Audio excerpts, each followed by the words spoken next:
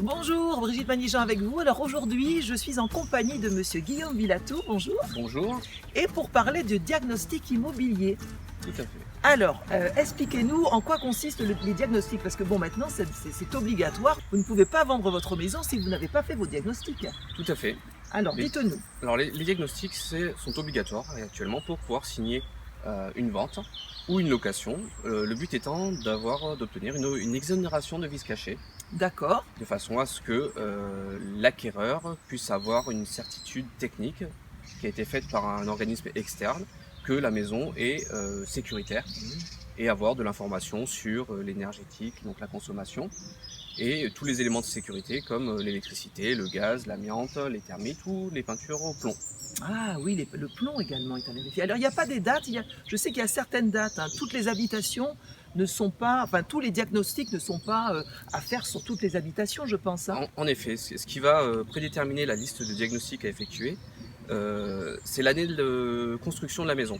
D'accord. Donc si on part des maisons les plus récentes, on va faire le DPE, Donc le les diagnostic termites, de performance énergétique, c'est le DPE. tout à fait, D'accord. les termites et l'état des risques. Très bien. Ensuite, pour toutes les habitations qui ont plus de 15 ans, Plus de 15 ans. on va rajouter le gaz et l'électricité. D'accord, très bien. Après, on a une année charnière, 1997, qui est la date à laquelle on a arrêté d'utiliser de l'amiante en France. Donc pour tous les biens d'avant 1997, on va rajouter le diagnostic amiante. D'accord. Et pour finir, en 1949, on a arrêté d'utiliser les peintures au plomb. Donc pour toutes les maisons d'avant 1949, on fera le plomb en plus de tous les autres diagnostics cités avant. Très bien, oui, effectivement, vous voyez, donc c'est quand même assez conséquent. Donc je pense l'acheteur, c'est vrai que c'est quand même une nécessité, comme vous disiez, une sécurité quand vous allez acheter un bien, bah, que le bâti soit sain, sans mauvaise surprise, Tout à fait. hein. Donc vous allez passer ce logement au peigne fin, je suppose.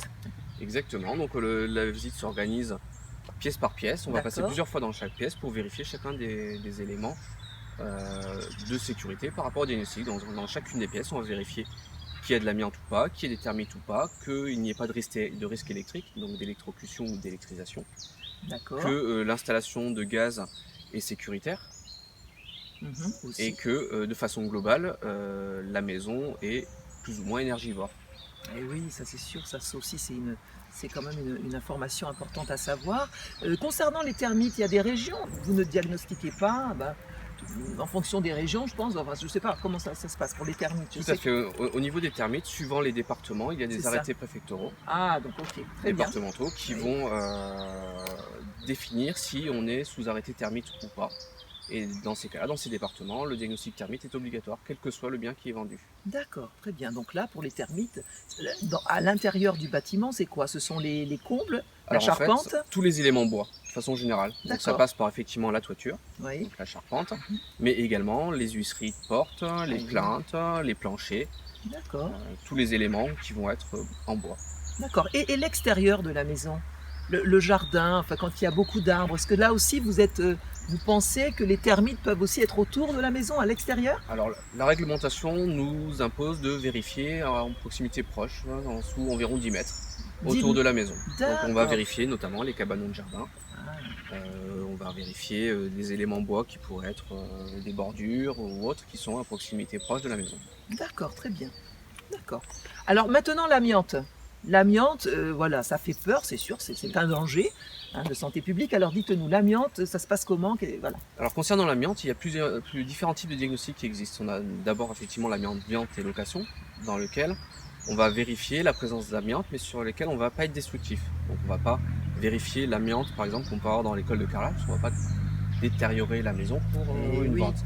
Par contre, dans tous les cas où on va être amené, enfin le propriétaire va être amené à faire des travaux dans la maison, on va être amené à faire des diagnostics amiante avant travaux pour vérifier tous les endroits impactés par les travaux et vérifier qu'on n'a pas de l'amiante qui n'était pas visible potentiellement pour une vente, Eh mais oui, qui le serait et qui risquerait d'exposer des salariés c'est ça. qui vont faire les travaux. Donc on va vérifier la colle par exemple dans les carrelages, on va vérifier les plaintes, on va vérifier Ah oui, donc là c'est pointu, hein. tout un tas d'éléments qui n'ont pas pu être vus par exemple pour une vente. Eh oui, d'accord, très bien.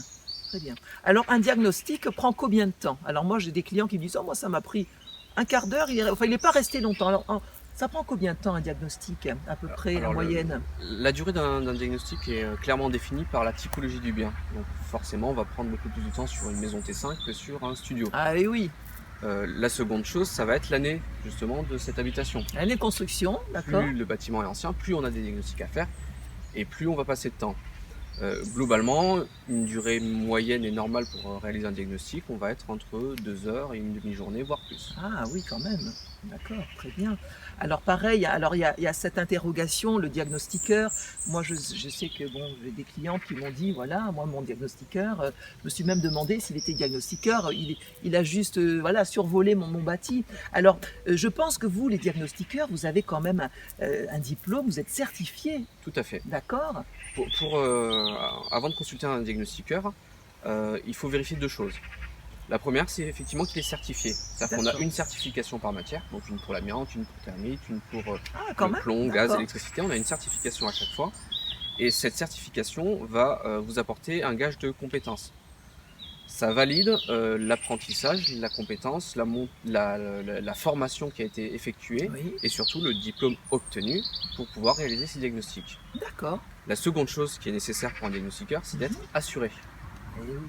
Donc ça doit être vérifié qu'en cas de litige, le diagnostiqueur qui a effectué l'intervention est bien assuré. Et c'est normalement également vérifié par les notaires. Voilà, c'est ça, c'est ce que j'allais vous dire aussi, parce que bon, en tant que particulier, c'est assez délicat de demander, bon monsieur, vous êtes certifié, vos diplômes sont où? Alors si éventuellement il y aurait un faux, le notaire effectivement a une double vérification. Tout à fait. Tout à D'accord, fait. Et les particuliers peuvent également vérifier en se connectant sur Internet et en vérifiant si le diagnostiqueur est certifié. Il y a des mises en ligne. donc il y a des sites dédiés? Tout à fait. Ah, Vous cherchez d'accord, diagnostiqueur certifié. ça Et dans c'est ces bon à cas-là, vous savoir. pouvez obtenir une liste des diagnostiqueurs qui sont effectivement certifiés. Diagnostiqueur certifié sur Internet, et ensuite vous avez la liste en fonction des Exactement. régions. Tout à fait. Ah, ça c'est intéressant, hein, c'est vraiment bien à savoir ça, important. Voilà, bah écoutez, et oui, et une dernière chose, l'acheteur. Donc voilà, vous avez fait le diagnostic de l'habitation, vous avez décelé quelques anomalies, alors vous allez bien sûr en informer le vendeur. Alors après, maintenant, l'acheteur derrière, il va voir le compte-rendu, certaines anomalies. Est-ce que le vendeur se doit de faire ces réparations avant de vendre? Est-ce que c'est une obligation après pour le vendeur d'agir et de réparer? Alors pas du tout. Pas du tout. Dans le cas d'une vente, un diagnostic, donc un rapport de diagnostic, est un état des lieux à un moment donné de l'habitation. Il n'y a D'accord. aucune obligation pour le propriétaire de retirer l'amiante, de faire des travaux d'électricité ou autre. L'acheteur achète le bien en l'état. Bon, c'est très important ça. A contrario, pour la location, Oui, les bailleurs sont censés fournir à leurs locataires un bien qui ne soit pas vétuste. Donc un bien sans anomalie d'accord. et sans risque direct. Très bien, d'accord. Bah écoutez, moi je pense que là, franchement, on a le détail complet de ces diagnostics. Merci Monsieur Villatou. Alors vous exercez dans un secteur? Nous sommes en région Midi-Pyrénées, que vous le sachiez.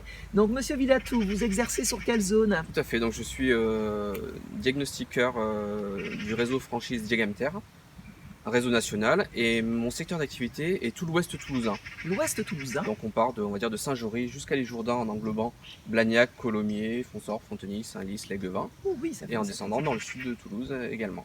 oui, ça fait quand même une sacrée zone. Bah écoutez, moi je pense que vous allez maintenant nous donner vos coordonnées, qu'on puisse vous appeler pour ces diagnostics. Votre contact téléphonique ou une boîte mail? Tout à fait, alors Guillaume Villatou au 07 87 87 62 18 ou sur ma ligne fixe au 05 62 20 32 59. Parfait. Du lundi au dimanche? Non. Non, du lundi au vendredi, de 9h à 18h en moyenne. D'accord. Bah écoutez, c'est parfait. Merci beaucoup, Monsieur Villatou, aujourd'hui Merci à vous. d'être venu. Et bah écoutez, n'hésitez pas à contacter Monsieur pour tous vos diagnostics immobiliers. Merci encore et à bientôt. À bientôt. Oui, au revoir. Au revoir. Au revoir.